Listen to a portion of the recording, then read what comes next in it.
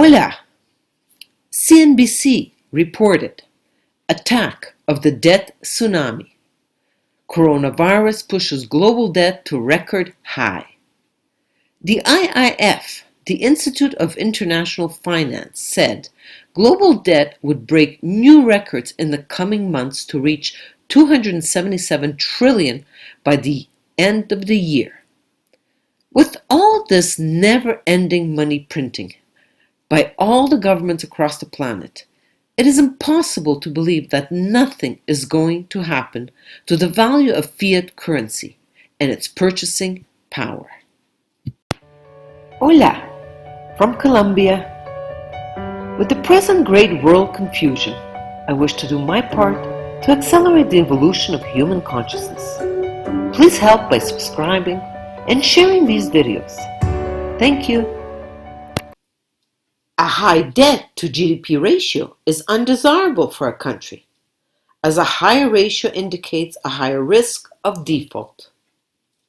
In a study conducted by the World Bank, a ratio that exceeds 77% for an extended period of time may result in an adverse impact on economic growth.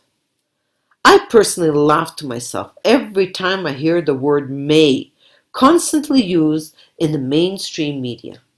This word may is designed to manipulate the unconscious public to latch onto hope while they're telling you exactly what disaster is going to happen. Looking at the fine print in this CNBC story, the key points are: among advanced nations, debt surged above 432% of GDP in the third quarter, a 50% point increase from 2019 and about 6 times more than what is considered safe. In emerging markets, debt levels rose to over 248% of GDP, with Lebanon, China, Malaysia, and Turkey experiencing the biggest rises in non-financial sector debt. This is about 3.5 times what is considered safe. Never-ending increase in debt is obviously unsustainable. A balloon can only be blown up to a point before it pops. Very few alternative channels touch the subject of food scarcity. I believe that most of the individuals that are in awareness of the coming financial Great Reset are not yet ready to face the ugly truth of food scarcity caused by climate change, more specifically, the next grand solar minimum. The ego mind is only willing to accept some negative news, and therefore there is a general refusal to look at the big, all-encompassing, ugly picture. I agree with David Devine from Adapt 2030 and Christian from Ice Age Farmer that we are entering another grand solar minimum with the 400-year sun cycle and not just another small 11-year sun cycle. David is predicting a lot of changes from now to 2024, then vast changes from 2024 to 2028 with the non-availability of food and choices of food. David predicts that the world will re-stabilize by 2032 to 2035. David's predictions are based on his research of what happened in the past grand solar minimum periods. I personally believe that humanity is living the last cycle, and what is going to emerge out of this last cycle is a more evolved being, a divine being. My opinion is based on the teachings from the Orient of Sri Aurobindo and the Mother in the 20th century, the integral yoga, and the teachings from the Occident of Ghis in the 21st century with Personocratia. Homo sapiens is absolutely not the end of the road, and humanity is not meant to become robots. Evolution always moves forwards, and it is clear for me that humanity is ready for the next evolutionary leap. However, before the transformation can occur, we need a critical mass of conscious individuals in daily concrete action. For now, let's go back to some weather facts. U.S. snow totals 1,500% of normal in some parts. The snowpack across the western United States is now well above average for mid-November. Everything in blue on this map is 15 times the normal. This map came out November 16, 2020. This map of the East US and Canada shows areas in purple, 12 to 16 degrees Celsius below normal. Here in Colombia, we're also experiencing serious weather changes.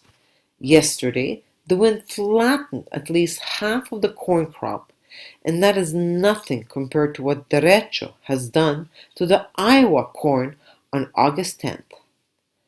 As I looked at our destroyed crop, I reminded myself that one cannot fight with nature, and one should not hope that it will come back to some normality in the near future.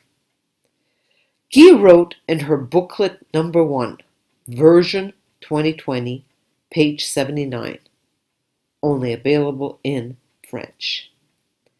Since the coming out of the imaginary fear pandemic of the coronavirus, it has moved from a secret closet to an official open program called COVID-19, revealing the decoding certificate C of O, vaccination V, identification ID.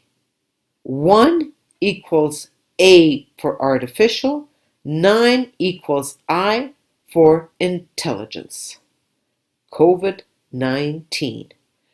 The conspiracy, a secret plan, has become a tangible reality with house arrest of half of the world's population, the ensuing economic collapse, social mistrust, ban on assembly, elimination of cash, guaranteed basic income for happy permanent slaves, compulsory vaccination, and the RFID chip.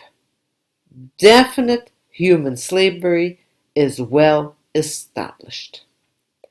The conspiracy is really an evolutionary necessity which will force us to choose sides. The alarm is ringing. Let's get up. It's a nightmare. However, we don't want a better world, an air-conditioned old hell.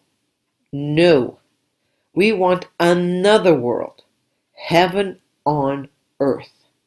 This huge evolutionary leap requires a big kick in the buttocks, a world so intolerable that I find my back against the wall, so that I will opt for one solution or another. The human robot, who remains anchored in his animal habits, or the Idessic being, who chooses to die to his animal condition. This is the suffocation of the fish in the fishbowl. Me, I decide to jump. The solution is very simple. I must connect to my true self, my soul. Easy to say, not so easy to do. Please go into action now and make the choice between listening to your ego-mendacious mind and the external authorities, or listening to your soul, the internal authority. I consult and offer tools so that you can find your individual solution by making contact with your soul. You can then evolve in consciousness more effectively. Infinite love.